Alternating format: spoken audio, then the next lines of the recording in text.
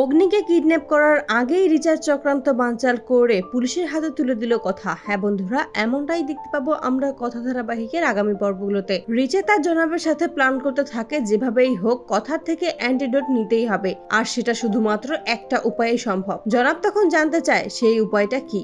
রিচা তখন বলে কথাকলির weak point হলো তার হাজবেন্ড। সে তার হাজবেন্ডের জন্য সবকিছুই করতে পারে, এমনকি অ্যান্টিডোটও আপনার হাতে তুলে দিতে পারে। আমাদের ওই অগ্নিকেই টোপ হিসেবে ব্যবহার করতে হবে, শুধুমাত্র তাহলেই আমরা কথাকলির থেকে অ্যান্টিডোট নিতে পারবো।